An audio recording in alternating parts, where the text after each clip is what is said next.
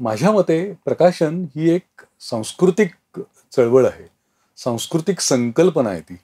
संपादक हा पहिला वाचक असतो त्या कलाकृतीचा.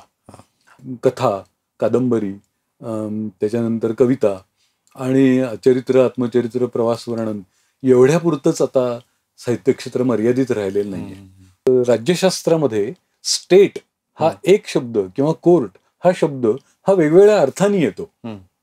कोर्ट म्हणजे काय, in the court of Shivaji असं आपण जेव्हा म्हणतो तर शिवाजीच्या न्यायालयात नाही होते, दरबारात होतं. हा एक स्वतंत्र क्षेत्र आहे जे मराठी प्रकाशकांनी किंवा मराठी प्रकाशनामध्ये ते दुर्लक्षित आहे.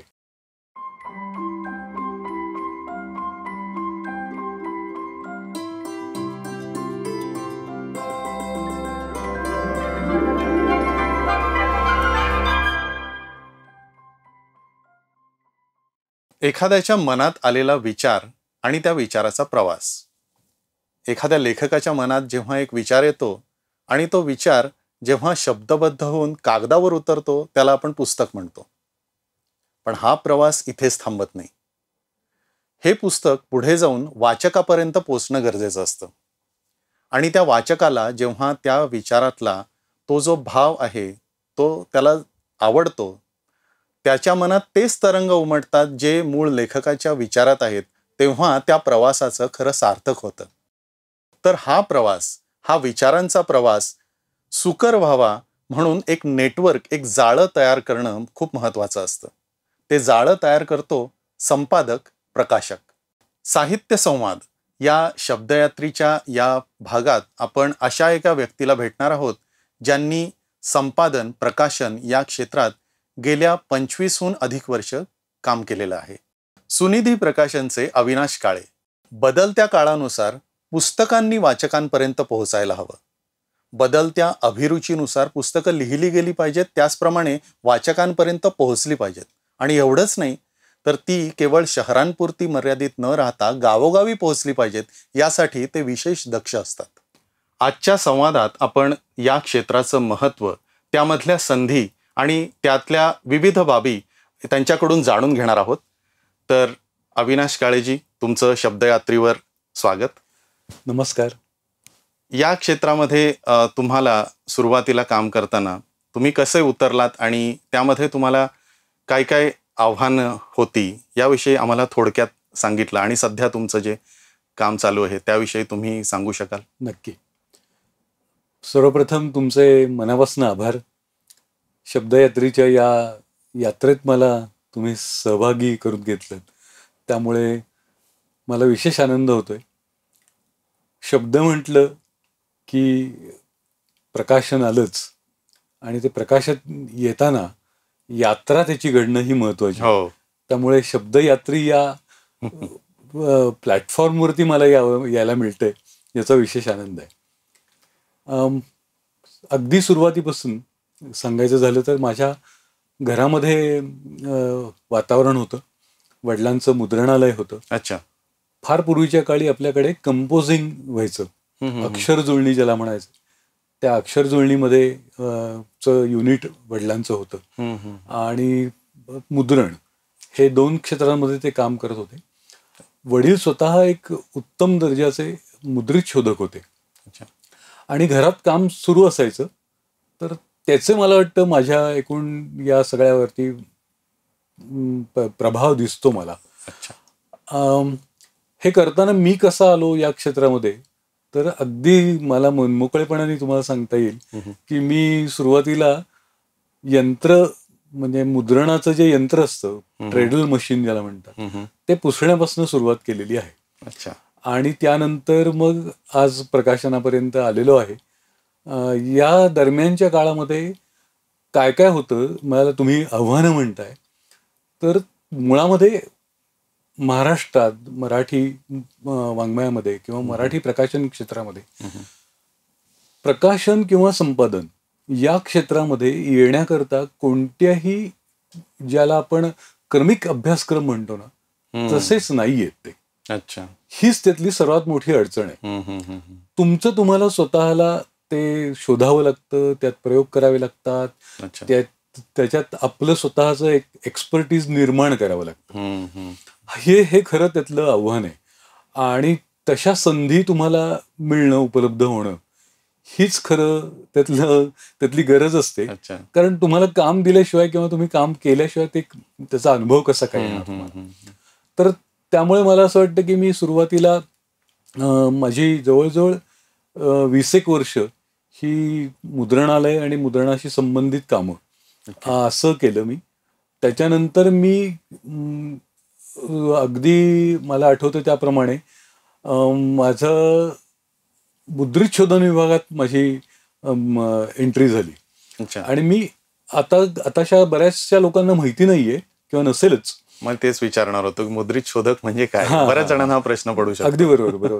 मुद्रित शोधक म्हणजे प्रूफ रीडर, जो कोणतंही मुद्रित किंवा मुद्रित माध्यमामध्ये जे काही प्रकाशित होतं ते प्रकाशित होत असताना ते प्रकाशनापूर्वी त्याच्या शुद्धतेचं जे सगळं बघितलं जातं ते काम म्हणजे मुद्रित शोधन.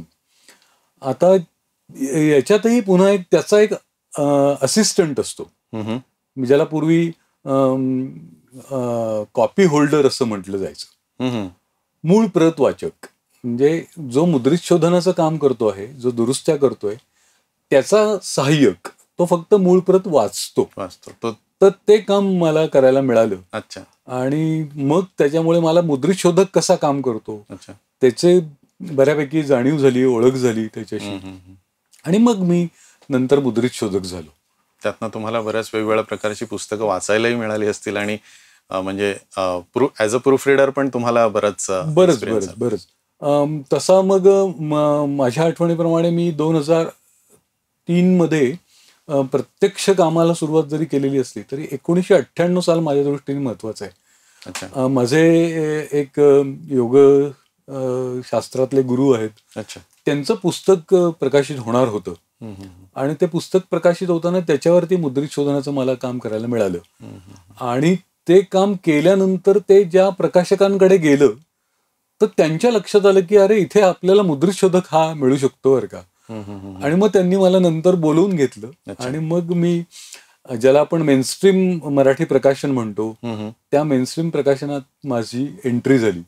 आणि मग तिथून पुढे मी मुद्रित शोधनाचं काम सुरू केलं. ते साधारणपणे माझ्या आठवणीप्रमाणे 2009 पर्यंत मी ते काम करत होतो. आणि या काळात एकूण माझी नाही म्हणलं तरी एक 5,500-6 हजार पुस्तकं फक्त प्रूफरीड करून झालेली आहेत. प्रूफ रिडिंगचं काम त्याच्यावरती मला करायला मिळालं. 5,500-6 हजार म्हणजे किती कालखंडात ही साधारणपणे 10-1 वर्षांचा तो कालखंड म्हणता येईल आपल्याला. 1998 ते 2009 रोज सरासरी 1-2 पुस्तकं तरी अशी झाली असावी. अगदी खरं. साधारणपणे लेखक किंवा लेखनाशी संबंधित जे असतात त्यांना प्रकाशक म्हणजे काय या गोष्टीची माहिती असते. संपादक, प्रकाशक म्हणजे काय. पण सामान्य वाचकाला यातल्या सर्व बाबी माहिती नसतात. तर त्यामध्ये काय काय गोष्टी येतात. म्हणजे तुम्ही जसं मुद्रिक शोधक म्हणून म्हणाल, प्रूफ रीडर, त्या बरोबर दुसऱ्या काय बाबी असतात ज्या म्हणजे एखाद्या लेखकाने एखादं लिहिलं की ते प्रकाशित व्हायला पाहिजे यासाठी तुमचे काय निकष असतात, तुम्ही काय काय गोष्टी असतात या नेटवर्कचा मी जो उल्लेख केला त्याविषयी. अगदी व्यवस्थितपणे जर तुम्हाला सांगायचं झालं तर कोणत्याही एखाद्या व्यवसायामध्ये म्हणजे आपण एखादा कोणता तरी कारखाना असं म्हटलं किंवा ज्याला निर्मिती जिथे होते अशा प्रकारच्या निर्मिती करणाऱ्या कारखान्यामध्ये ज्या ज्या बाबी असतात त्या सर्व बाबी या प्रकाशनामध्ये सुद्धा असतात.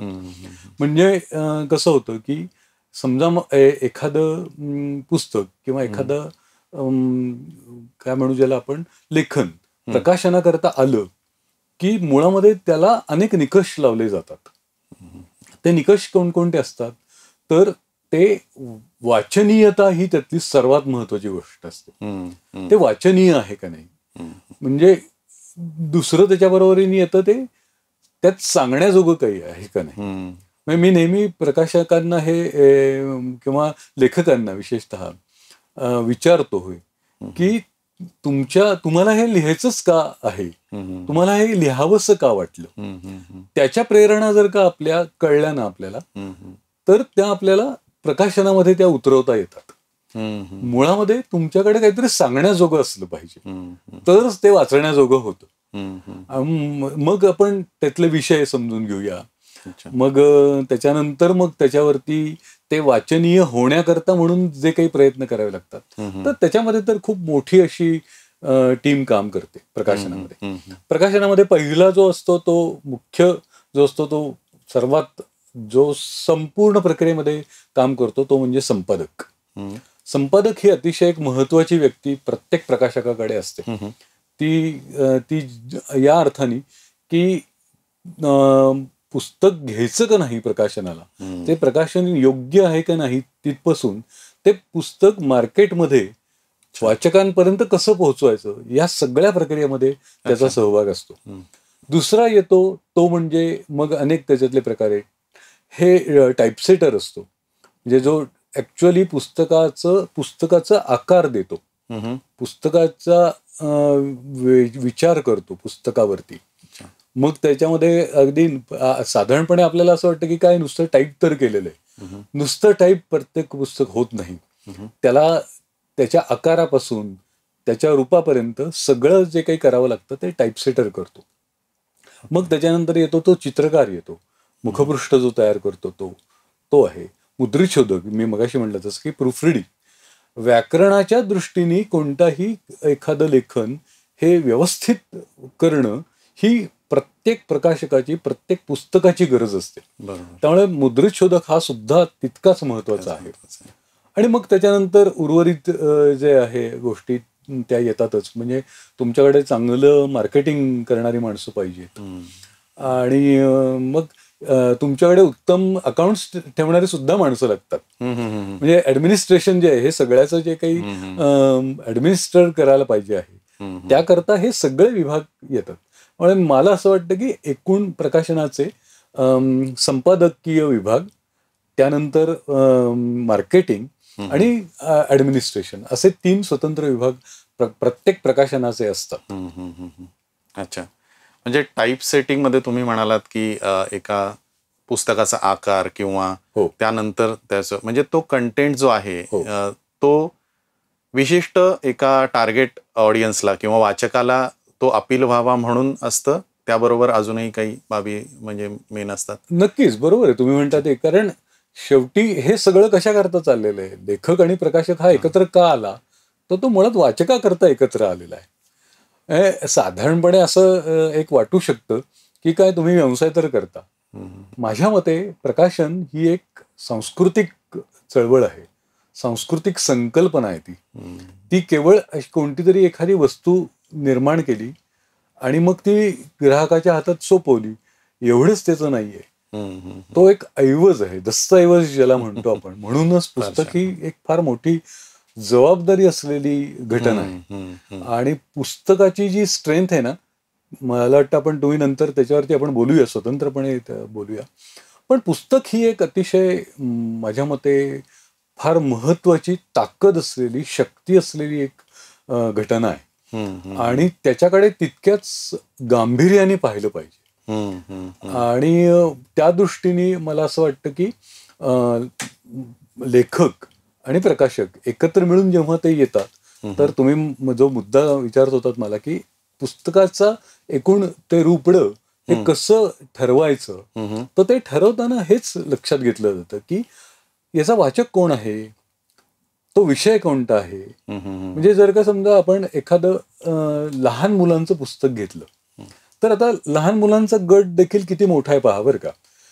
म्हणजे बालवाङ्मयाची जी एकूण संकल्पना आहे ती 0 म्हणजे 1 वय वर्ष 1 ते साधारणपणे 15-16 इथपर्यंत वयोगट तो आपण जर का आपल्या डोळ्यासमोर धरला, तर त्याच्यात देखील 3 भाग करता येतात आपल्याला. म्हणजे 1 ते 7, 7 ते 14 आणि पुढचे असे ते 3 गट जर का केले, तर मग 1 ते 7 मध्ये जे आहेत ना, त्याच्यामध्ये मूल हळूहळू शिकत जातं. म्हणून त्याला पहिल्यांदा काय करावं लागतं, तर त्याला अधिक चित्र दाखवावी लागतात. आणि मजकूर कमी असतो, आणि मग मजकूर वाढत जातो आणि चित्र कमी होतं, आणि फॉन्ट आधी जास्त असेल तो अगदी बरोबर, अगदी बरोबर. अशा पद्धतीने पुस्तकाची रचना करणं, किंवा एखादं समजा आपण धरून चालूया की याची रचना आहे, एखाद्या कोश आहे एखादा, तर कोशाची रचना ही पूर्ण वेगळी असते, कोशामध्ये ज्या गरजा वेगळ्या असतात.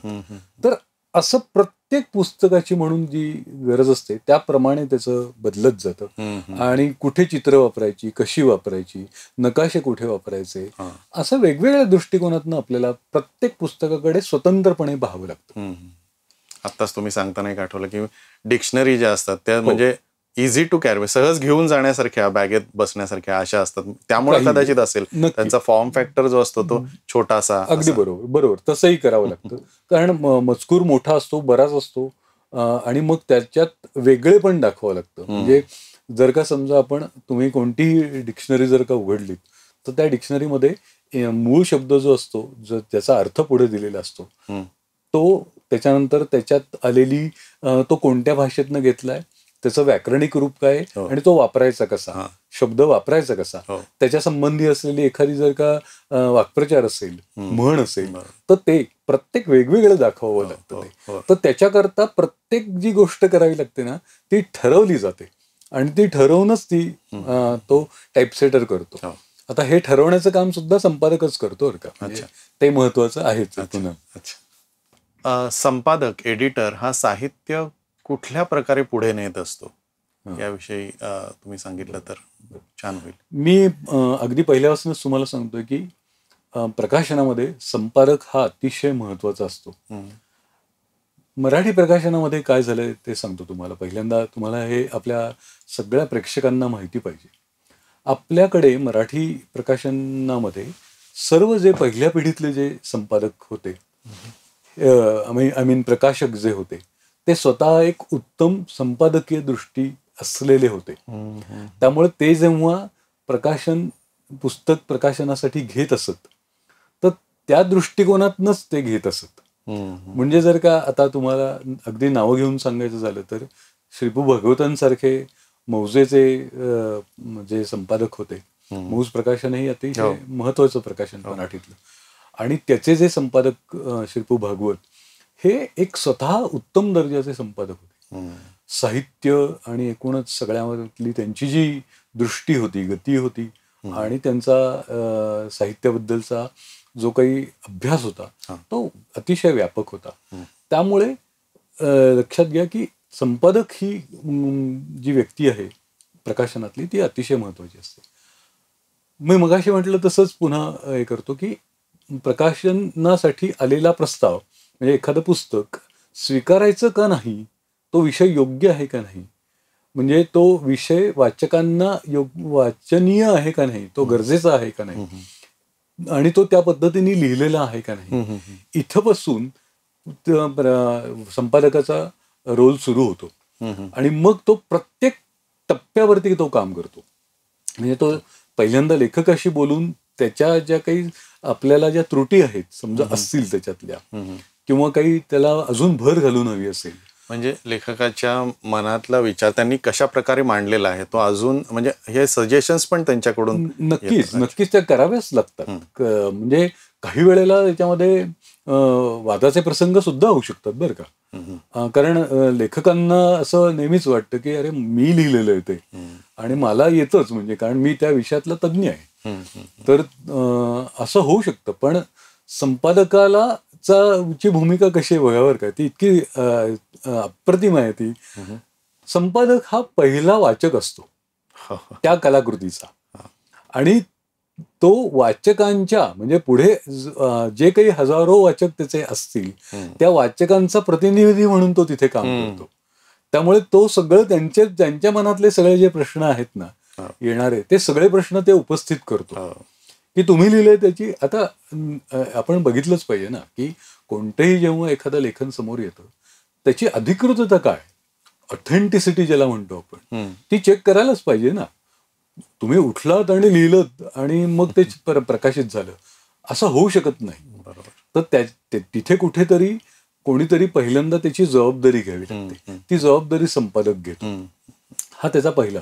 म्हणजे ते पूर्णतः ती जबाबदारी स्वीकारून त्या लेखकाला विचारणं की हे सांगा, मला नीट समजून सांगा, हे आपण वाचकांना समजून सांगणार आहोत, इथपासून ते कोणताही मुद्दा जर का त्याच्याकडनं राहिला असेल, कारण कोणतंही पुस्तक हे कसं असलं पाहिजे, माझी त्याची अतिशय मी छोटीशी एक व्याख्या म्हणूया आपण त्याला, ती अशी आहे माझी की एक पुस्तक जेव्हा तयार होतं ना, ते पूर्ण विषयाचं पुस्तक असतं, त्या विषयाला वाहिलेलं आहे.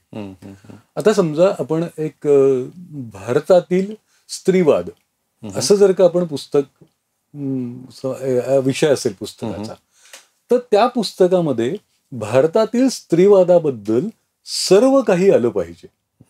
त्याच्याकरता पुन्हा दुसरं पुस्तक मला वाचायला नाही लागलं पाहिजे, ही त्याची खरी गरज असते. मग या दृष्टीने संपादकांनी पाहावं लागतं की भारतीय स्त्रीवादाबद्दलचं सगळं जे काही आहे, ती वाचकांच्या मनातले जे सगळे प्रश्न आहेत ते त्याच्यामध्ये उत्तरित झालेले आहेत का, तेवढे परिपूर्ण पुस्तक ते झाले का, तर ते पुस्तक परिपूर्ण होण्याच्या दृष्टीने जे काही आवश्यक आहे ते आपल्याला तिथे करावं लागतं, ते संपादक करतो. अच्छा, ते म्हणजे अगदी मार्केटिंग पर्यंतही कदाचित असेल ना. अर्थातच, कारण त्याच्या इतकं मार्केटिंग कोणीच चांगलं करू शकणार नाही माझ्या मते. म्हणजे जो कंटेंट आहे तो काय आहे, पहिल्यांदा लेखकाशी बोलणं, नंतर बाकी, आणि सगळ्यात शेवटी मार्केटिंगमध्ये तो कसा कंटेंट मार्केटिंग, टार्गेट ग्रुप कोण आहे, वाचक कोण आहे, त्याप्रमाणे अगदी महत्वाचं असतं. म्हणजे आता समजा मला सांगा की मुखपृष्ठ त्या प्रत्येक पुस्तकाला तयार करायचं असतं, तर मुखपृष्ठ जो चित्रकार आहे त्याला जे ब्रीफ द्यावं लागतं ना, ते कोण देणार ना, ते संपादकच देतो. अच्छा, संपादकाचं त्यात म्हणजे जास्त हे असतं, अतिशय महत्वाचा त्याचा रोल आहे, कारण त्याला कळलंय पुस्तक, त्यांनी समजून घेतलेलं आहे. म्हणजे माझे काही खूप चांगले अनुभव आहेत अहो या संदर्भातले. मी एक पुस्तक केलं होतं चाइल्ड ऑफ होलोकास्ट म्हणून. ओके. सिंधू जोशी, आजही मला आठवते, सिंधू जोशी या त्याच्या अनुवादक होत्या. अच्छा.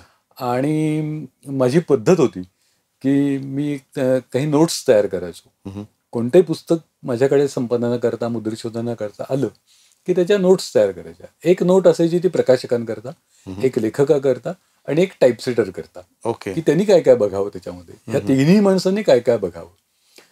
तर ती लेखकांकरता नोट त्यांच्याकडे गेली होती एकदा, आणि त्यांनी त्या प्रकाशकांना फोन केला आणि त्या म्हणाले की कोण आहे ते, मला ह्यांच्याशी बोलायचंय. तर मग सुदैवाने प्रकाशक चांगले होते, त्यांनी भेट घडवून आणली. आणि आम्ही जेव्हा भेटलो प्रत्यक्ष त्यांनी, तर एकत्र भेटत असताना मी त्यांना त्यांच्या पुस्तकातले खूप बारकावे सांगत होतो की या प्रसंगामध्ये इथे इथे तो जो मुलगा आहे ना, तो असं म्हणालाय बघा. तर त्या म्हणल्या, तुमचं पुस्तकच पाठ केलंय की तुम्ही, तर इतकं कसं काय बारकाईने तुम्ही पाहताय, कसं काय तुम्ही.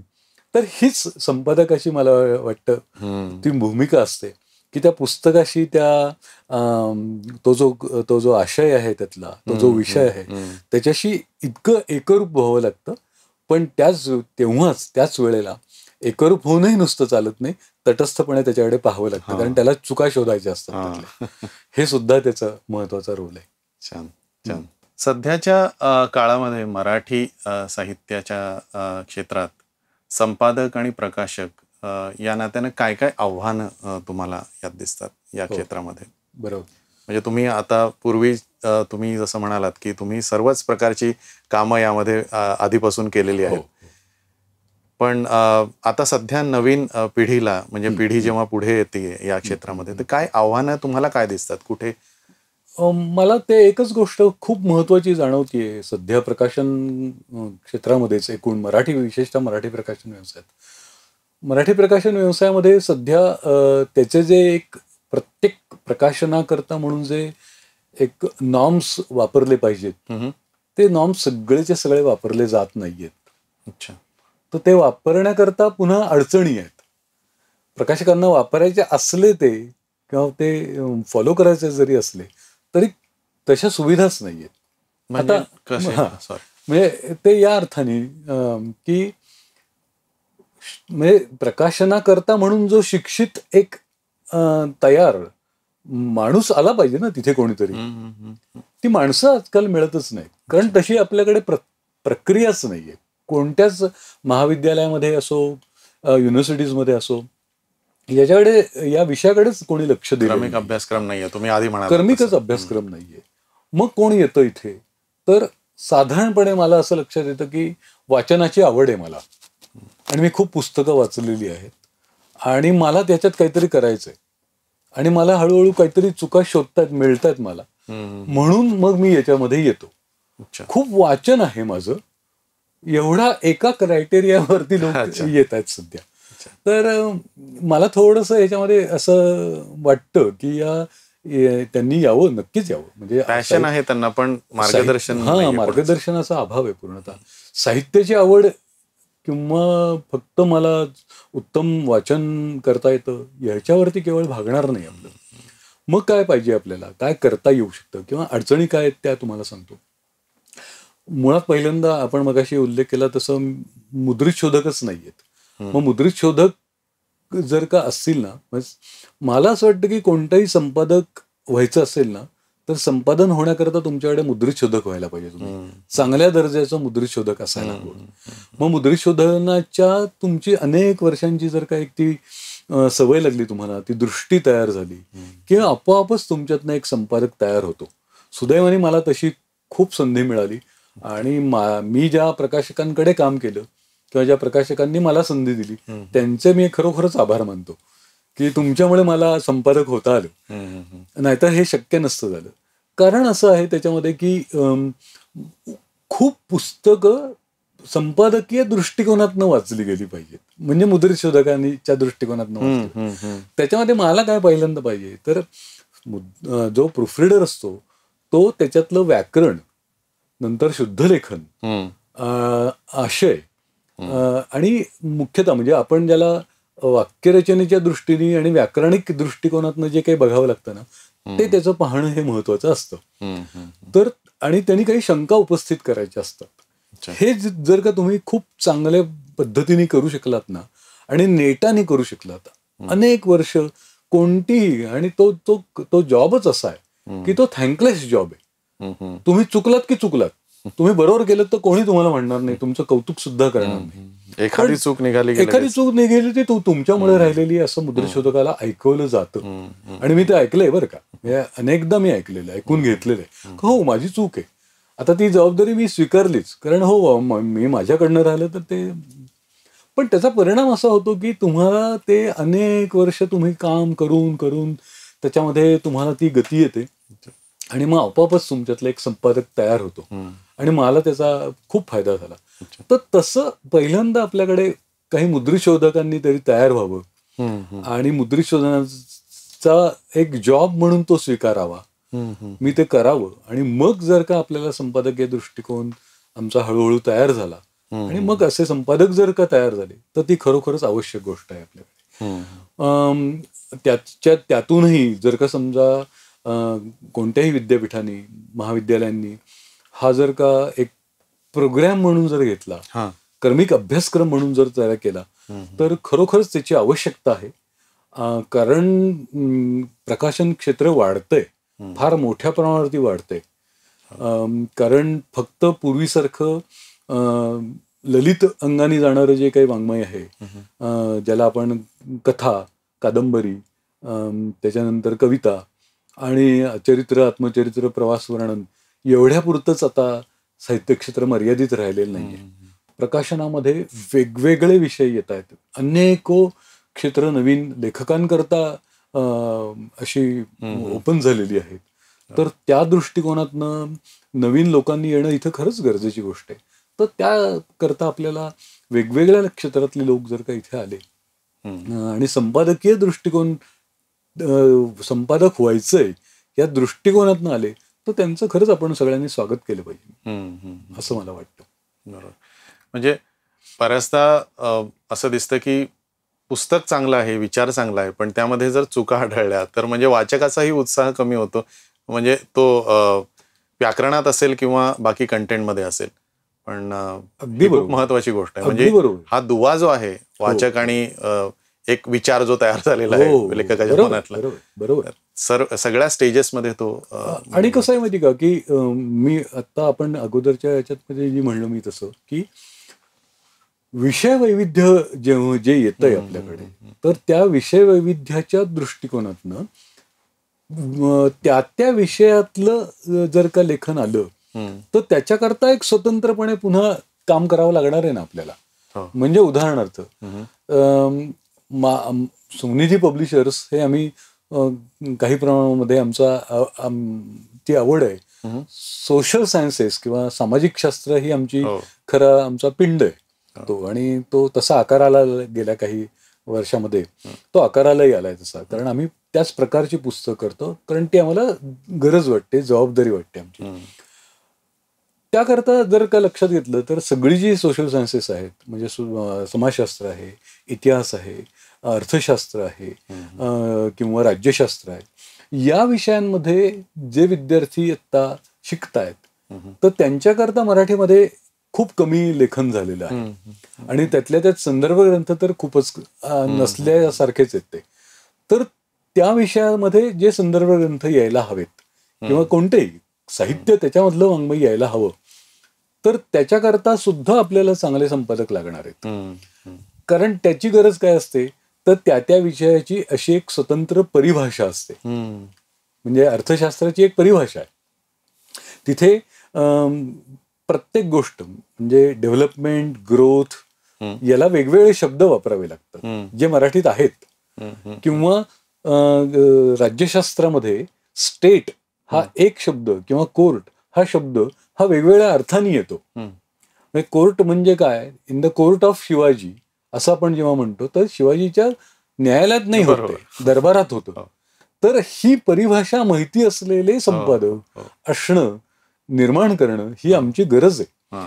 स्टेट हा शब्द देखील बघा राज्यशास्त्रातला सरसकट लोक राज्य म्हणून वापरतात.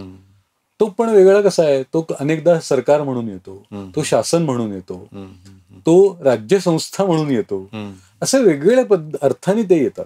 तर असे मी जस्ट थोडीशी उदाहरणं म्हणून तुम्हाला सांगतो.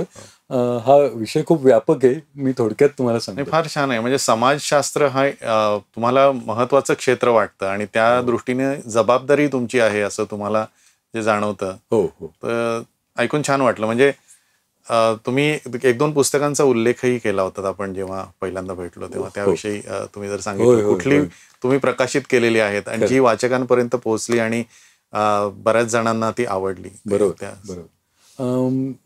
सुनिधी पब्लिशर्स हे 2013 मध्ये आमची संस्था स्थापन झाली. पण त्याच्या अगोदरपासून मी स्वतः सामाजिक शास्त्रांचा माझा जो काही शिक्षण झालं ते सोशॉलॉजी, इतिहास, राज्यशास्त्र, मराठी या विषयांमध्येच झालेलं आहे. आणि या विषयांमध्ये मला ती मला खरं सांगू तर ती आवडच आहे. म्हणजे ही आतून आवड आहे. ती कशी निर्माण झाली आहे मला माहित नाही, पण ती आहे ती आवड. झालं असं की 2007 साली सेज पब्लिकेशन्स म्हणून एक आंतरराष्ट्रीय पातळीची संस्था आहे. त्या संस्थेची पुस्तकांचा काही प्रकल्प एका प्रकाशकांकडे सुरू होता, आणि त्या पुस्तकांची त्या निमित्ताने इंग्रजीतल्या पुस्तकांची ओळख झाली. आणि माझ्या लक्षात आलं की हा एक स्वतंत्र क्षेत्र आहे जे मराठी प्रकाशकांनी किंवा मराठी प्रकाशनामध्ये ते दुर्लक्षित आहे. 1985 सालानंतर आपल्याकडे संदर्भ ग्रंथ लेखनच थांबलेलं आहे. म्हणजे सामाजिक शास्त्रांमध्ये कोणीच लिहिलेलं नाही, लेखनच नाहीये. जे लिहिलेली आहेत ना पुस्तकं ती सगळी तुम्हाला टेक्स्टबुक दिसतील, क्रमिक पुस्तकं दिसतील. मात्र संदर्भ ग्रंथ कोणीही लिहिलेलं नाही, जे पूर्वी खूप नेटाने पूर्वीच्या काळी लिहिले जात असत 85 पूर्वी. मग मला तो मुद्दा फार महत्वाचा वाटला, आणि गरज तर आहे इथे, कारण आजही आपल्याकडे 90% विद्यार्थी आणि आता प्लस आपण MPSC UPSCचे जे सगळे विद्यार्थी आहेत ते सर्व विद्यार्थी हे मराठीमध्ये अभ्यास करतात सामाजिक शास्त्रांचा, आणि सामाजिक शास्त्र ही त्यातली सर्वात महत्वाची आहेत. तर त्या दृष्टीने मी विचार करत होतो, आणि मग मी 2013 साली सेज बरोबर आम्ही आमचं टायअप झालं, आणि ते टायअप झाल्यानंतर आम्ही त्यांची पुस्तकं मराठीमध्ये आणली, आणि तो एक मोठा प्रकल्प आम्ही केला. साधारणपणे 25 पुस्तकं त्यावेळेला आम्ही मराठीमध्ये आणली. त्यातले काही पुस्तकांची उदाहरणं मला खरोखरच इथं मुद्दामून द्यायची आहेत. या 25 पुस्तकांमध्ये आम्ही एक पुस्तक आणलं. त्याचं नाव आहे अस्मिता आणि धर्म. भारतामध्ये इस्लामच्या विरोधामध्ये विचार कसा आकाराला आला याच्यावरचं ते मूळ इंग्रजी पुस्तक आहे, आयडेंटिटी अँड रिलिजन म्हणून. ते पुस्तक आम्ही मराठीमध्ये आणलं. ते पुस्तक काय आहे, त्याचं इतकं वेगळेपण आहे, ते प्रत्येक वाचकांनी का वाचलं पाहिजे. आजही आपल्याकडे ते एकूण चित्र आहेच आहे, म्हणजे सामाजिक परिस्थिती काही बदललेली नाही फारशी, म्हणून ते पुस्तक महत्वाचं आहे. तर एकूण इस्लामच्या विरोधामध्ये जो विचार तयार झाला, जो आकाराला आला, त्याच्यामध्ये विवेकानंद, त्याच्यानंतर गांधीजी, नेहरू आणि सावरकर या 4 माणसांनी या विचाराला आकार दिलेला आहे, असं त्या लेखकाचं, मूळ लेखकाचं संशोधनातनं आलेलं आहे. आणि कोणतंही इंग्रजी पुस्तक पहा तुम्ही, त्याची जी संदर्भ ग्रंथसूची असते ना, जी पुस्तकाच्या शेवटी असते, ती पुस्तकावरनं ह्या पुस्तकाचं महत्व कळतं आपल्याला. बरोबर. या पुस्तकामध्ये 28 पानांची ती आहे संदर्भ ग्रंथसूची. या तो जो लेखक आहे त्याचं नाव अमरीश मिश्रा. तर त्यांनी ते जे एकूण भारतामध्ये फिरून याचा जो काही विचार केला, सावरकरांचं पूर्ण वाङ्मय त्यांनी वाचून काढलं, त्यांचे विचार वाचले आणि मग त्यांनी स्वतःचं लेखन केलेलं आहे. तर इस्लाम विरोधी विचार कसा आकाराला आला याच्यावरचं आज जर का आपल्याला समजून घ्यायचं असेल आणि आजची परिस्थिती जर का नीट समजून घ्यायची असेल आणि आपला त्याच्यातला सामान्य सुज्ञ सुजाण नागरिक म्हणून आम्ही कसं बघायचं या प्रश्नाकडे, याचं उत्तर त्या पुस्तकामध्ये आपल्याला मिळतं, जे पुस्तकाचं संपादन करताना मला नक्की त्याचा उपयोग झाला. तसंच अजून एका पुस्तकाचा मला उल्लेख केला पाहिजे. भारतातील बौद्ध धम्म नावाचं आम्ही एक पुस्तक केलं. गेल ऑम्वेट नावाच्या एक अतिशय महत्वाच्या लेखिका, त्यांनी ते पुस्तक केलेलं आहे. तर ते पुस्तकही आम्ही मराठीमध्ये आणलं. सुमारे 2500 वर्षांपासून जो बौद्ध धम्म आपल्याकडे भारतामध्ये आला आणि त्याची आजची परिस्थिती काय, म्हणजे अगदी आंबेडकरांच्या नंतर, महानिर्वाणानंतर सुद्धा त्याचा काय एकूण परिस्थिती आहे, याच्यावरती बाईंनी खूप उत्तम दर्जाचं विश्लेषण केलेलं आहे. ते आपण सगळ्यांनी वाचलं पाहिजे. म्हणजे जर का ते वाचलं ना आपण, बौद्ध धम्म समजून घेतला, मुळात बुद्ध समजून घेतला आणि त्यामुळे त्यानंतर बौद्ध धम्म त्यांनी जो स्थापन केला तो जर का समजून घेतला ना, तर आपल्या अनेक प्रश्नांची उत्तरं आपल्याला सहज मिळतात आणि आपण भांडत बसणार नाही. मला जे लक्षात येतं ना, म्हणजे पुस्तकाची आपण जे मगाशी म्हणलो की पुस्तकाची ताकद काय असते, पुस्तकाची ताकद ही समतोल विचार करायला प्रवृत्त करते तुम्हाला. आणि मला त्याच्याकरताच म्हणून सामाजिक शास्त्रांमध्ये पुस्तकं निर्माण करण्याचं जे मी म्हणतोय, ज्याची गरजच आहे, आजही आपली गरज आहे, ती त्या दृष्टिकोनातून म्हणतो. या 2 पुस्तकांनी, अशी बरीच पुस्तकं आम्ही केलेली आहेत, पण ही 2 पुस्तकं मला मुद्दामून त्याची उल्लेख करावा असं वाटतं पुस्तकांचा. पुस्तक म्हणजे काय हे याचा विचार तुमच्या बोलण्यातून पहिल्यांदा म्हणजे माझ्या मनात हा विचारच आधी आला ना की पुस्तक म्हणजे काय. वेगवेगळ्या प्रकारचं वाङ्मय होतं, पण सगळ्यालाच आपण साहित्य मानत नाही, पण तसं हे नाही. आणि आत्ता तुम्ही जे बोललात तो विशेष मला महत्वाचा मुद्दा वाटतो. आणि हा पुढे एक प्रश्न मी विचारणार होतो, तर आत्ताच घेतो मी, की समतोल समाजामध्ये सध्या दिसत नाही. म्हणजे त्याला बरीच कारणं असू शकतात. काही व्हॉट्सअप फॉरवर्ड वरून काही लोक मतं बनवू शकतात, किंवा वाचनाची आवडच कमी झालेली आहे. वेगवेगळ्या आयडिओलॉजीजची म्हणजे ती दरी खूप वाढलेली आहे आणि संवाद होतच नाहीये दोघांमध्ये. आणि बऱ्याचदा असं असतं की अगदी काळा किंवा गोरा, म्हणजे ब्लॅक अँड व्हाईट नसतं जग, मध्ये शेड्स असतात, ग्रे, म्हणजे तर तो संवादच होत नाहीये आणि वाचनही तेवढं नाहीये. एक संपादक प्रकाशक म्हणून जेव्हा अगदी 2 टोकाची भूमिका असणारी पुस्तकं जेव्हा तुमच्याकडे येतात, तर तुमचे निकष असे काही असतात का की हे घ्यायचं नाही किंवा हे घ्यायचं असं, किंवा तुम्ही याकडे कसं बघता? तुम्ही आता म्हणालात की समतोल विचार, हो हो हो, तर त्याविषयी तुमची मतं काय? मला आता त्या दृष्टिकोनातनं पुस्तकाची जबाबदारी आणि पुस्तक पर्यायाने प्रकाशकांची जबाबदारी ही मला फारच महत्वाची वाटते. आता याच्यामध्ये आपल्याला, तुम्ही मला विचारताय प्रश्न थेट, तर असे प्रसंग येतात, आमच्याकडे सुद्धा येतात, माझ्या समोर आलेले आहेत. मला असं वाटतं की प्रकाशक म्हणून, संपादक म्हणून आणि लेखक म्हणून, लेखक या तिघांनी मिळून एकत्रित आपण या समाजाला नेमकं काय द्यायचं आहे, कसं घडवायचं आहे, याच्यावरती खूप बारकाईने आणि सखोल विचार केला पाहिजे. म्हणजे मला या तिघांकडे 3 गोष्टी असाव्यात असं वाटतं. एक म्हणजे आमच्याकडे सखोल विचार करण्याची एक पात्रता आणि तशी वृत्ती असली पाहिजे. दुसरी गोष्ट म्हणजे आम्ही व्यापक विचार केला पाहिजे. आणि तिसरी महत्वाची गोष्ट म्हणजे आमच्या विचारांना उंची असली पाहिजे. या तिन्ही गोष्टी आपल्या या लेखक, प्रकाशक आणि संपादकांकडे असल्या पाहिजे, तरच हा समाज घडणार आहे. आणि ती या तिघांची खूप महत्वाची जबाबदारी आहे. आता तुम्ही उल्लेख केला त्यामुळे तो आपण जो काही आत्ताची सामाजिक परिस्थिती जी आहे ती, मला असं वाटतं ती काही आजची नाहीये.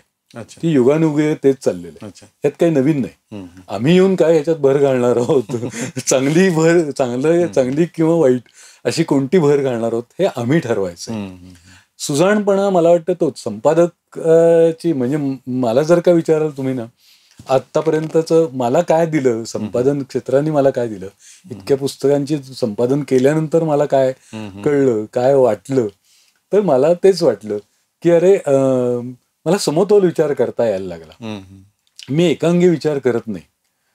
दोन्ही बाजू किंवा दोन कसल्या, जेवढ्या बाजू आहेत त्या सगळ्या बाजू आपल्याला समजून घेता आल्या पाहिजेत. नाही म्हणजे असं प्रिज्युडाइज्ड विचार असेल माझा, तर माझी विचारधारा एक असेल तर त्याच दृष्टीचं, म्हणजे त्याच बाजूची तीच बाजू माझ्या समोर येते. अगदी बरोबर. ते युट्यूब असेल किंवा व्हॉट्सअप असेल, ग्रुप असेल, काही असेल, म्हणजे दुसऱ्यापासून मला वंचितच ठेवलं. आणि वाचकांमध्येही मला हे असं आढळतं की मला एखादी गोष्ट आवडत असली तर त्याच प्रकारचे मी वाचत जातो, आणि मग दुसरा गट आहे पूर्ण अगदी शत्रू, आपला शत्रू. हे तर किती भयंकर आहे ना, म्हणजे फारच आपल्याकडे ते वाईट आहे. मला असं वाटतं पुस्तकच ही अशी, म्हणून पुस्तक हे त्या दोन्ही विचारसरणींना जोडू शकेल असं वाटतं मला. आणि ते जोडण्याचं कामच केलं पाहिजे आपण. म्हणजे वाचकांनीही याचं भान ठेवायला हवं की सर्व, म्हणजे मनाची कवाडं उघडून वेगवेगळ्या प्रकारचे आणि त्यातनं सगळ्या प्रकारचे विचार प्रवाह जाणून घेऊन, सखोल जाणून घेऊन समतोल विचार करणं. आणि आपण शेवटी आपण कोण आहोत? आपण माणूस आहोत. मनुष्यपण हे जे आहे ना, मानव असणं आपण, तेच अधिक महत्वाचं आहे ना. तुम्हाला म्हणजे गंमत सांगतो की हे जे मी मगाशी उल्लेख केला, भारतातील बौद्ध धम्म, आता हे पुस्तक माझ्या मते सर्व बौद्धेतरांनी वाचलं पाहिजे. दुसऱ्यांनी, म्हणजे जे त्याचे अनुयायी नाहीयेत, जे आंबेडकरांचे नाहीयेत अनुयायी, त्यांनी ते वाचलं पाहिजे. तर गंमत अशी आहे की त्या पुस्तकावरती सगळे आंबेडकरांचे अनुयायी त्याच्यावरती तुटून पडतात आणि तेच वाचतात. माझं म्हणणं की तुम्हाला माहितीच आहे, तुम्ही ते वाचलेलं आहेच आहे, तुम्ही तर अनुयायी आहात त्यांचे, तुम्ही ते पालनच करताय, रोज करताय. ज्यांना नाहीये ना, ते ज्यांच्याकडे खरंच ज्यांनी वाचलं पाहिजे, समजून घेतलं पाहिजे की काय आहे हा बौद्ध धम्म, म्हणजे काय नेमका, तो कसा विकसित झाला आपल्याकडे, त्याचं वेगळेपण काय आहे, म्हणजे ज्या दशावतारांमध्ये त्याचा आपण सहभाग करून घेतलाय, मग तो कसा आला, तो कसा घेतला गेला, मग तो आपलाच आहे ना, म्हणजे तो दशावतारांपैकीच आहे ना तो, तर मग तो समजून घ्यायला पाहिजे ना आपण. तर मग त्या दृष्टीने ते पुस्तक वाचलं गेलं पाहिजे, पण तसं होत नाही आपल्याकडे दुर्दैवाने. तर असंच मी मगाशी इस्लामच्या बाबतीत जे म्हणतोय, सावरकरांना इस्लाम ज्या पद्धतीने कळलेला होता किंवा त्यांची त्या बाबतीतली दृष्टिकोन होता, विवेकानंद जो कळला होता, तो आज कुठे दिसत नाही आपल्याला. तो नीट समजून घेतला पाहिजे आपण, मगच ते आपल्याला कळेल. आणि पुढच्या पिढ्यांकरता म्हणून आपल्याला ते कधीतरी ते संदर्भ म्हणून तो सांगितला पाहिजे ना आपण. तो संदर्भ आहे, विवेकानंद हा संदर्भ आहे आपल्याकरता. सावरकर हे संदर्भ म्हणून पुढे येतात, गांधीजी हे संदर्भ म्हणून येतात, कारण ते त्या काळाचं प्रॉडक्ट आहेत. तो त्यांनी त्या काळाला अनुसरून तो विचार केला होता. तो आजच्या काळात जसाच्या तसा लागू करून होणार नाही. आणि तो आउट ऑफ द कंटेक्स्ट एखादाच पॅरेग्राफ जो सर्क्युलेट होत असतो कुठल्याही म्हणजे कुठल्याही महापुरुषांचा, की त्यावरून म्हणजे त्यांचा पूर्ण विचारधाराच तशी होती आणि त्या कुठल्या घटनेच्या संदर्भात वगैरे लिहिलंय आपण. त्या दृष्टीने मला वाटतंय की सगळ्या समाजाने विचार करायला पाहिजे, जसं तुम्ही म्हणालात. अगदी खरं, अगदी खरं. एक प्रश्न असा मला पडला होता की म्हणजे आता पुस्तक कुठलं निवडावं यासाठी तुमचे निकष असतात. सगळेच जर जुळत नसतील म्हणजे लिखाणामध्ये, लेखकाच्या लिखाणामध्ये, तर असे काही आहेत का की काही गोष्टी नॉन निगोशिएबल आहेत आणि काही गोष्टी कमी अधिक असल्या तरी चालतात, असं काही असतं का? असं नाही करून चालत. अच्छा. कारण मी एक म्हणजे विचार चांगला आहे पण तो व्यवस्थित मांडलेला नाही, पण कदाचित लेखकामध्ये तेवढी कुवत नसेल. बरोबर आहे. पण त्याच्याकरताच संपादकाचा रोल महत्त्वाचा असतो. तर अनेकदा असं होतं की संपादकांना ते स्वतः सुद्धा रिराईट सुद्धा करावं लागतं. अच्छा. अशी वेळ येते काही वेळेला. मग मूळ परवानगी असेल तर, मूळ लेखकाची परवानगी असेल तर मग सहाय्यक कोणी म्हणजे हो को रायटर म्हणजे त्यांची जर परवानगी असेल तर आम्ही लिहून घेतलं. म्हणजे रिराईट करणं हे करावं लागतं काही वेळेला. संपादनाचे देखील ना 3 प्रकार आहेत आपल्याकडे. अच्छा. 3 स्तर आहेत असं म्हणूया आपण. अच्छा. त्यातलं हे 3ऱ्या स्तरावरती जेव्हा जातं की खूपच बदल करावे लागतात. अच्छा. म्हणजे विस्कळीतपणे मांडणे, विचार चांगला आहे पण विस्कळीत आहेत, तर त्याला तो जो काही आकार द्यावा लागतो तर ते आकार देताना मात्र अशा प्रकारची लेखकाच्या परवानगीने ते करता येतं, करतो आम्ही. आणि मग त्याला मुळात मला असं वाटतं कारण हे सगळं देखील का करायचं तर जो वाचक म्हणजे आम्ही सुनिधी पब्लिशर्स हे मराठी इंग्रजी इतर विषयांच्या पुस्तकांचे वितरकही आहोत आम्ही. तर वितरणाकरता जेव्हा पुस्तकं येतात ना तर त्या दृष्टिकोनातनं आम्ही विक्री करतो जेव्हा पुस्तकाची, तर पुस्तकाची विक्री केल्यानंतर त्या वाचकाच्या पैशांचा मोबदला त्याला मिळणं ही मला खूप महत्वाची जबाबदारी वाटते प्रकाशकांची. कारण तुम्ही पैसे घेत आहात त्याच्याकडे, तर त्याला तो मोबदला, त्याला ते वाचन, जो काही तुम्ही कंटेंट देणार आहात, जे पुस्तक त्याच्या स्वाधीन करणार आहात, तर त्याचा मोबदला त्याला मिळायला पाहिजे. हा विचार खूप महत्वाचा आहे आणि तो आवश्यक असतो. म्हणून पुस्तक परिपूर्ण करण्याकडे आपला भर असायला पाहिजे. ते कसंही हाताळायचं नाही ते, हे आम्ही पाहतो, नेहमीच पाहतो. वेगवेगळ्या शाळा आणि कॉलेजच्या स्तरावरती तुम्ही काही उपक्रम चालवता वाचकांसाठी, तर त्याविषयी तुम्ही सांगितलं तर. मी जसं अगोदर म्हणालो तुम्हाला की सुनिधी पब्लिशर्स हे पुस्तक वितरण आणि वेगवेगळ्या चांगली पुस्तकं, हे मुळात चांगलं पुस्तक हे चांगल्या वाचकांपर्यंत पोहोचणं ही खूप आता गरजेची गोष्ट आहे. त्याला खूप वेगवेगळे नवीन प्रकार उपक्रम करावे लागतात. त्याचं कारण असं आहे की आपल्याकडे आता जुन्या पद्धतीने म्हणजे दुकानामध्ये जाऊन, पुस्तकांच्या दुकानामध्ये जाऊन आपल्याला हवं ते पुस्तक मागणं, ते उपलब्ध होणं आणि ते मग त्याचं वाचणं, ही आता फार अशी लांबडी प्रक्रिया झालेली आहे. त्याच्यात अनेक अडथळे आहेत. ते पुस्तक जे मिळेलच याची खात्री नाहीये वाचकांना. म्हणून मग त्याच्याकरता आम्ही काही विचार करत होतो आणि मग असं लक्षात आलं की पुस्तकाने आपला वाचक शोधायचा आता. आणि कारण वाचक नाही येणार तुमच्यापर्यंत, कारण तो आता खूप वेगवेगळ्या ठिकाणी आहे. अगदी आपण जिओग्राफिकली भौगोलिक पातळीवरती जरी बघायचं झालं तरी तो विखुरलेला आहे. म्हणजे जर का पुण्याच्या अगदी एका कोणत्या तरी टोकाला राहणारा माणूस हा पुण्यात पुस्तकाच्या दुकानांमध्ये मध्यवस्थित यायला तो नको म्हणतो, तर मग पुस्तक तसंच राहणार का? मग पुस्तकाने आपला वाचक शोधायचा, हे डोक्यात आलं. आणि म्हणून मग आम्ही पुण्यात आणि महाराष्ट्रामध्ये जिथे जिथे कुठे कुठे संधी मिळेल तिथे तिथे पुस्तकाचं प्रदर्शन करणं, हे आम्ही करायला सुरुवात केली आणि त्याला वाचकांचा अतिशय चांगला प्रतिसाद मिळायला लागला आम्हाला. त्याच्यातलं मग आम्ही कशी निवड केली तर पहिल्यांदा पुण्याच्या उपनगरांमध्ये जिथे जिथे मोठ्या मोठ्या सोसायट्या आता होत आहेत बघा, टाउनशिप सारख्या, म्हणजे साधारणपणे 200 फ्लॅट्स आहेत, 400 फ्लॅट्स आहेत, 800 फ्लॅट्स आहेत, अशा ठिकाणी जाऊन तिथे सर्व प्रकारची पुस्तकं न्यायची आणि तिथे पुस्तकांचं प्रदर्शन आयोजित करायचं.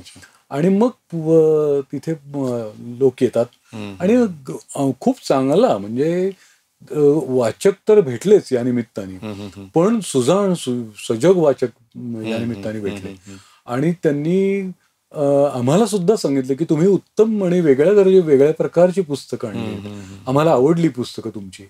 असं आणखीन एक मला लक्षात येतं की आता ही जी आपली मोठी शहरं आहेत ती मेट्रो होत चालली आहेत, मेट्रोची शहरं होत चालली आहेत, पुणे हे मेट्रो सिटी झालेलं आहे. तर तिथे आता वाचकांची तर वेगवेगळ्या खूप म्हणजे संपूर्ण देशातनं आलेले वाचक सुद्धा आहेत तिथे. मग त्यांच्या वेगळ्या गरजा आहेत अजून, मग त्यांचे विषय वेगळे आहेत. तर त्या वाचकांना सुद्धा चांगली पुस्तकं दिली की त्या वाचकाच्या चेहऱ्यावरचा जो आनंद बघायला मिळतो ना, तो आम्हाला खूप अनुभवता आला.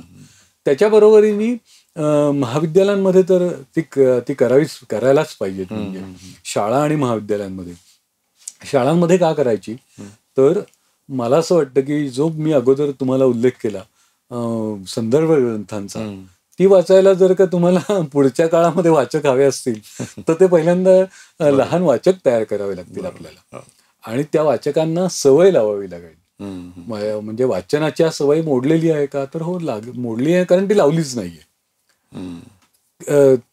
आता तुमच्याही लहानपणी तुम्हाला जर का आठवत असेल तर अनेक आपल्या प्रेक्षकांना असं आठवत असेल की लहानपणी अगदी पाढे-पाठ करायला लावायचे, कोणती तरी सुभाषितं पाठ करायची आहेत, नंतर अगदी पावकी निमकी पर्यंत सगळं पाठांतर हे कंपल्सरी करायला लागायचं. आता कंपल्शन नाही करत आपण, हे आम्ही जरा सोडलं. ते मला वाटतं ते चूक आहे आपली. तर काही गोष्टी एका विशिष्ट वयामध्ये कंपल्सरी करायच्या आणि कंपल्शन करणं चांगलं असतं हे नंतर कळतं आपल्याला, आता कळतं की आपल्याला. तर मग त्या वयातल्या मुलांना आम्ही पुस्तकाचा तास आणि मग वाचनाचा तास, वाचनावरती चर्चा, नंतर मी काय वाचलं, मला आवडलेलं काहीतरी एखादी कविता आणि मग मला त्यातलं काय आवडलं, का आवडलं, असं विद्यार्थ्यांमध्ये चर्चा करणं हे खूप महत्वाचं. म्हणजे वाचन झालं पण का आवडलं आणि काय भावलं त्यामधलं, हो, हे जेव्हा स्वतःच्या शब्दामध्ये म्हणजे त्या दृष्टीने वाचतात. अगदी बरोबर. आणि आपल्याच मित्रांना सांगायचंय आणि तोही वाचतोय, अरे मग त्याच्यात थोडीशी काही नाही होईना स्पर्धा सुरू होते की अरे त्यांनी खूप छान वाचलं बरं का आणि सांगितलं पण बरोबर, मग मी पण केलं पाहिजे. ही एक आपोआपच तिथे वातावरण तयार होतं. म्हणजे नुसतं एक वाचनाचा तास आहे म्हणून ठेवलाय असं नाही, त्यावर चर्चाही महत्वाची. उपक्रम आणि त्याच्याकरता त्यांना आवडतील अशी पुस्तकं. म्हणजे किती सुंदर विषय असतात बघा लहान मुलांच्या पुस्तकांचे, आणि फार पूर्वीपासून आहेत आपल्याकडे. चहाची गोष्ट नावाचं एक पुस्तक आहे, ज्याच्यामध्ये चहा कसा तयार होतो तिथपासून ते आपण आपल्यापर्यंत तो कसा येतो याचं सगळं सांगणारं पुस्तक आहे. आता ही माहिती आहे, किंवा जग बदललं कोणी, म्हणजे जग बदलणारे शोध, म्हणजे चाकाचा शोध असेल तर तो कसा लागला, हे सांगणारी छोटी छोटी पुस्तक आहे की जी माहिती पण सांगतात, मनोरंजन करतात आणि ज्ञानात भर घालतात आणि ते आकार देतात. मुख्य म्हणजे वाचक तयार होतो. बरोबर. या दृष्टिकोनातनं आम्ही खूप प्रयत्न करतो आणि मग त्यालाही खूप चांगला प्रतिसाद मिळाला. आम्ही आणखीन एक त्याच्यामध्ये की जे चांगले मोठे वाचक आहेत त्यांना मुद्दाहून त्याच्यात सामावून घेतो. अच्छा. की तुम्ही मार्गदर्शन करा मुलांना. अच्छा. की कसं वाचायचं, काय वाचायचं. मग त्यांचं देखील समवयस्क जी मुलं आहेत, म्हणजे शहरामध्ये एखादा खूप चांगला वाचक तरुण मुलगा असतो, अगदी 8वी 9वी 10वीतली देखील मुलं चांगले वाचक मला भेटतात. तर त्यांना ग्रामीण भागात जाऊन त्यांना सांगायचं की तुला काय फरक पडला वाचनाने ते यांना सांग बरं जरा. ओके. म्हणजे मग त्यांच्या वयाचाच मुलगा एखादा आयडेंटिफिकेशन मिळतं ते. हा हा म्हणजे मोठ्याने कोणीतरी सल्ला देण्यापेक्षा समवयीन कोणी आहे आणि तो सांगतोय आणि त्याचा परिणाम होतो आणि मग मुलं वाचायला लागतात. नक्कीच. आणि मग त्यांचे विषय, त्यांचं क्षेत्र, त्यांची विचारांची हे एकदा वाढत गेली ना मग आपल्याला पुढचा वाचक तयार होतो. त्या दृष्टीने आम्ही तो एक प्रयत्न करतो. महाविद्यालयांमध्ये तर आम्ही वेगवेगळे उपक्रम करतो, मुद्दामूनच करतो आहोत.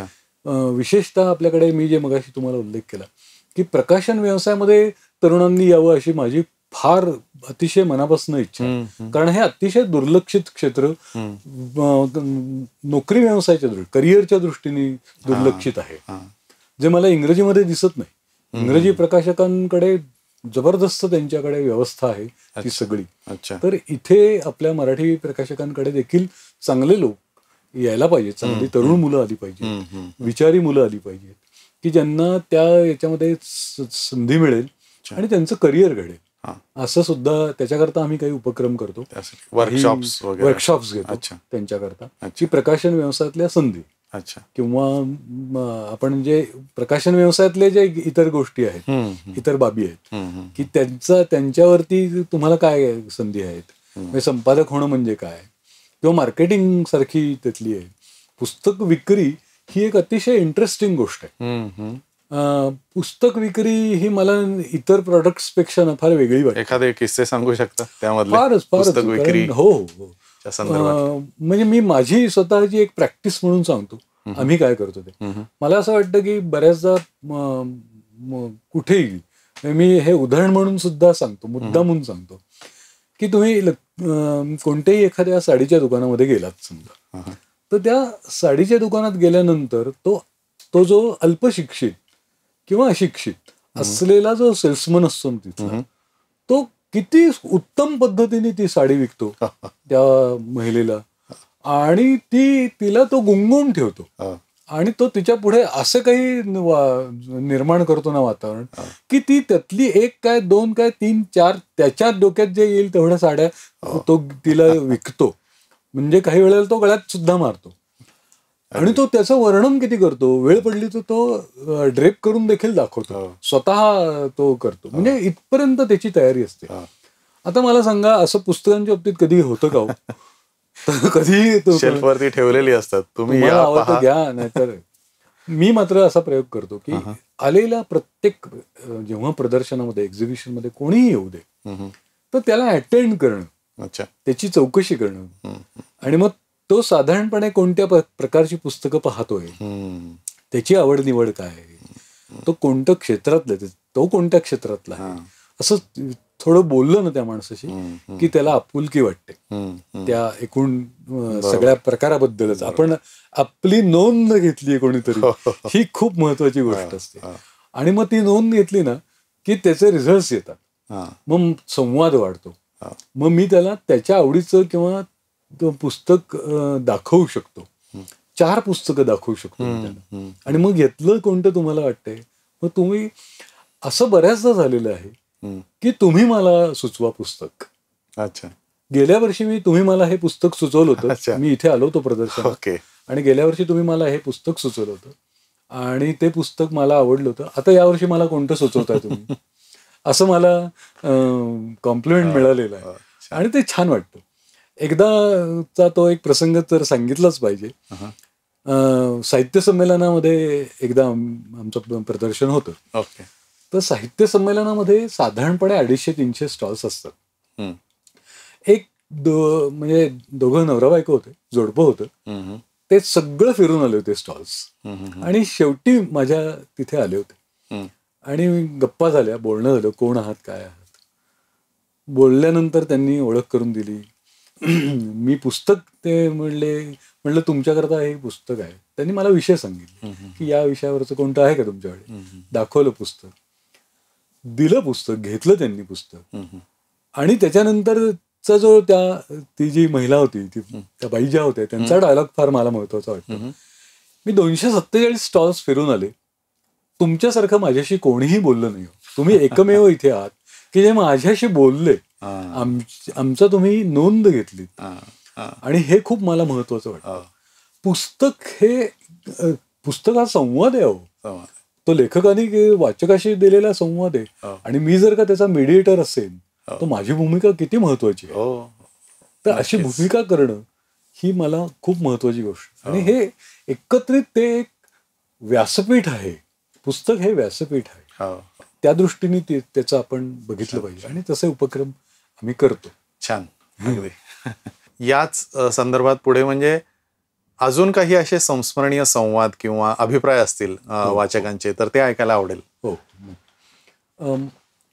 मला असं वाटतं की वाचकांशी संवाद ना ही माझ्यासारख्या संपादक प्रकाशकाला अतिशय उत्साह देणारी गोष्ट असते. कारण त्यांच्यावरतीच सगळं आहे. वाचक असेल तरच प्रकाशन, लेखन आणि संपादन याला महत्व आहे.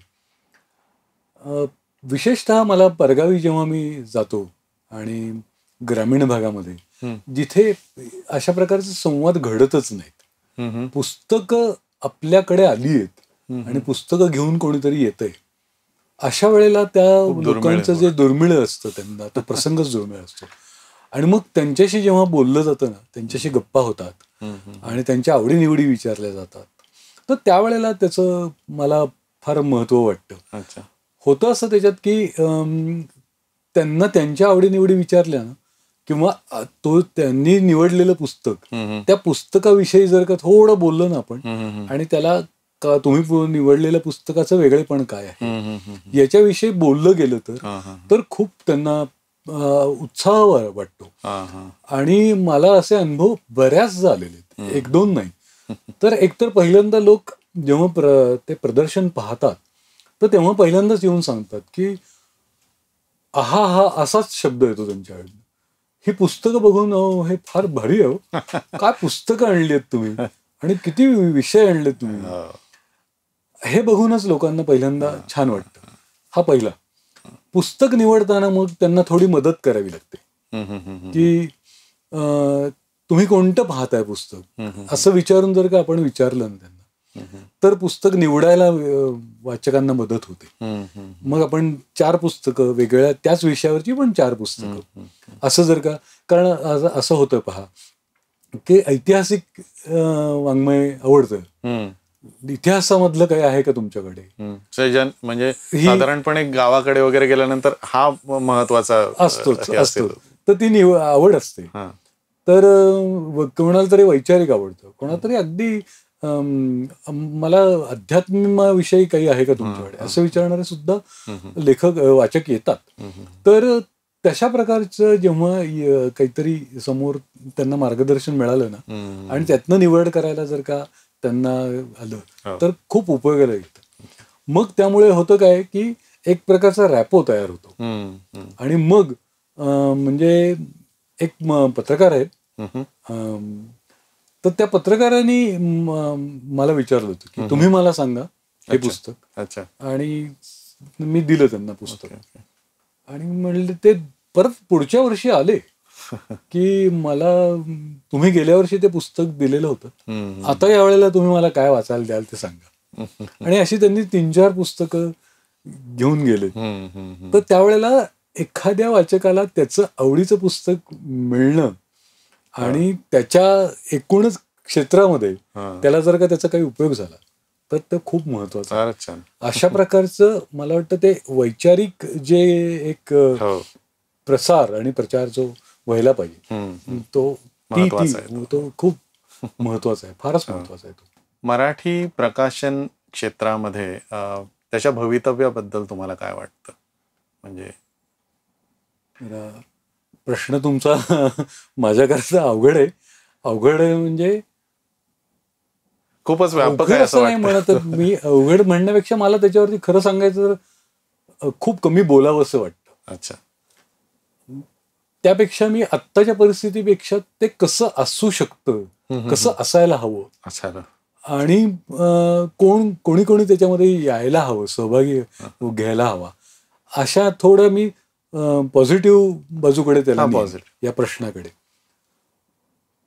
आमचं काम जे जास्तीत जास्त जे होतं ना ते मल्टीनॅशनल जे प्रकाशन संस्था ज्या आहेत त्यांच्याबरोबर अधिक काम आम्ही करतो. हम्म, हम्म, हम्म. तर मी त्यांच्याकडनं काय शिकतो, हम्म. तर त्यांची कामाची पद्धत शिकतो. अच्छा. एक सर्वात महत्वाची गोष्ट म्हणजे प्रोफेशनॅलिझम त्यांचा, अतिशय व्यावसायिक वृत्ती, हम्म. टाइमलाईन्सवरती काम करणं, टाइमलाईन्स वरती. हो. आणि प्रत्येक गोष्टीला आपण त्या माणसाने तिथे तिथे जबाबदार असणं. हम्म, हम्म. म्हणजे आपण ज्याला आपण हे म्हणू ना, डिव्हिजन ऑफ रिस्पॉन्सिबिलिटीज, हे त्यांच्याकडे अतिशय सुरेख ही सगळी तत्व पाळली जातात.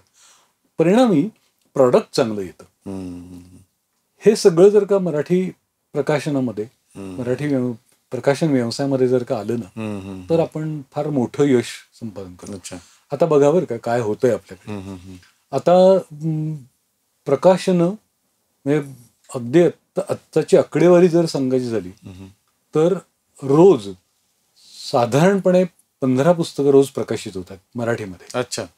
म्हणजे वर्षाला 7,500 पुस्तकं आपल्याकडे प्रकाशित होतात, सगळ्या प्रकारची मिळून, सगळ्या म्हणजे प्रकारची बालवाङ्मयापासून ते अगदी. अगदी. अच्छा. ही मी अधिकृत नोंद असलेली आहे. हम्म, हम्म. मग घरगुती पुस्तकं जी लोक सेल्फ पब्लिशिंग मधनं करतात ती वेगळीच आहे. हम्म, हम्म. त्याचं आपण काही आता अच्छा. गृहीत धरायला नको. या पुस्तकांचं होतं काय नेमकं, त्या प्रकाशकांचा वाचक कोण आहे, ती वाचकां त्याच्यावरती चर्चा किती होतात, ती खरोखरच उल्लेखनीय पुस्तकं त्यातली किती, मग वाचनीय किती, हा महत्वाचा प्रश्न आहे आपल्याकडे. मग त्याच्याकरता काय आवश्यक आहे, तर पुस्तकांची संख्या अधिक असण्यापेक्षा त्यातली वाचनीय किती, उल्लेखनीय किती, आणि सर्वात महत्वाची गोष्ट म्हणजे ती किती दीर्घकाळ टिकून राहणार आहे. साधारणपणे माझं असं मत आहे की एका पुस्तकाचं आयुष्य हे किमान 25 वर्ष तरी असलं पाहिजे, किमान. त्याच्यापेक्षा जास्त असेल तर फारच चांगलं. कारण पुस्तक हे त्या काळात देखील जर का नंतर देखील मार्गदर्शक जर का ठरलं तर ते खऱ्या अर्थाने. मग त्या दृष्टीने लेखकांनी काय विचार केला पाहिजे ते आपोआपच आलं, म्हणजे की इतका सखोल आम्ही विचार केला पाहिजे.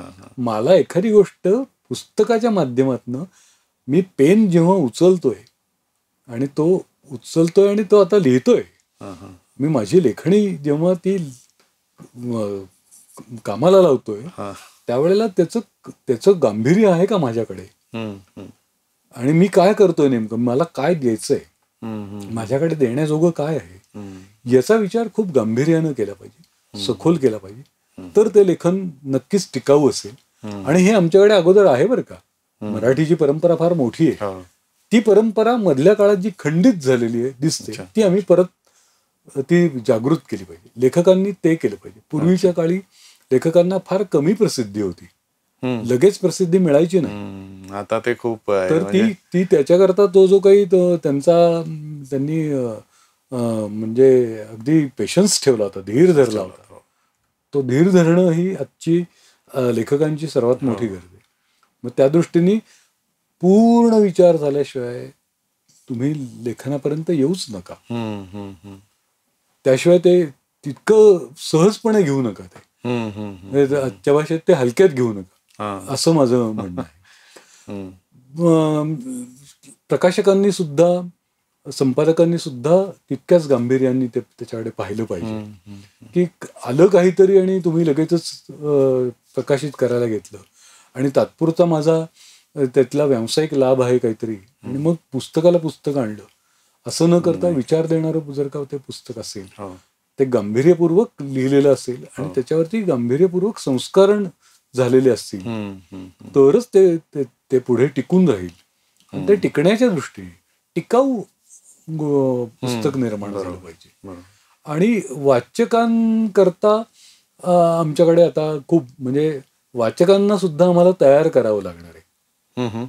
आणि त्या दृष्टीनेच मी म्हणतो की वाचकांशी संवाद साधायला पाहिजे. वाचकांशी संवाद जर झाला नाही तर त्यांना वाचनाची काय तुम्ही नेमकी सवय लावणार. पण तुम्ही संवाद साधू शकता, कारण तुम्ही तेवढं व्यापक वाचन केलेलं आहे आणि समतोल वाचन केलेलं आहे. असंही म्हणजे तो एक महत्वाचा मुद्दा आहे असं मला वाटतं. अगदीच बरोबर. की मी जर एकांकी विचार करत माझं जर प्रिज्युडाइज्ड किंवा बायस्ड वाचन असेल तर मलाही तेवढा संवाद साधता येणार नाही. समजा एखाद्याला तसं त्या दृष्टीने खूप महत्वाचं आहे. महत्वाचं आहे. सुजाण खूपच वाचक सुरुवातीला जो मुद्दा अगदी निघाला. बरोबर आहे. कारण काय माहिती का, म्हणजे आता आपण मगाशी जे काही आत्ताच्या सामाजिक परिस्थितीबद्दल बोलतो आहोत, तर त्या सामाजिक परिस्थितीमध्ये हेच तर गरज आहे ना आता. आम्हाला कोण हवंय? आम्हाला सुजाण नागरिक पाहिजे. सुजाण नागरिक म्हणजे सुजाण पाहिजे आमचे नागरिक. ते कोणत्या विचारधारेचे आहेत हे नाही महत्वाचं, ते सुजाण असले पाहिजे. विचारधारा ही माझ्या मते कोणतीच विचारधारा ही परिपूर्ण नसते. बरोबर की नाही? कोणतीच विचारधारा ही परिपूर्ण कधीच असू शकत नाही. आपलं माणूस पण हे परिपूर्ण होऊ महत्वाचं आहे. ते परिपूर्ण होऊ शकतं. आणि ते मी माझ्या किंवा आपल्या सगळ्या समाज म्हणून आपल्या वर्तनातनं आपण दाखवून दिलं पाहिजे की आम्ही सुजाण आहोत बरं का. हे सगळं करत हे पुस्तक करू शकतं आणि प्रकाशन व्यवसाय हे करू शकतो. इतकी त्याची महत्वाची हे जबाबदारी येते. बरोबर. म्हणून त्या दृष्टीने मला पुस्तक महत्वाचं वाटतं. तर आज तुमचे प्रकाशन आणि संपादन या क्षेत्रातले वेगवेगळ्या बाबी तुम्ही सांगितल्यात.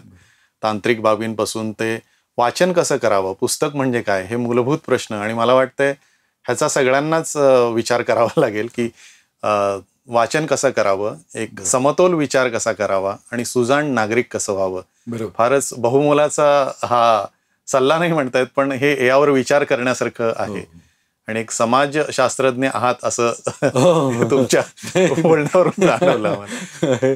हा मोठा कॉम्प्लिमेंट आहे. मी नाहीये तसा काही. मला असं वाटतं फक्त की एकूण आपण सगळेजण एक समाज म्हणून आपण खूप समृद्ध आहोत, मुळात आहोत. ज्या अर्थी आपण इथे आलेलो आहोत, आपलं अस्तित्व हीच एक अतिशय समृद्ध अशी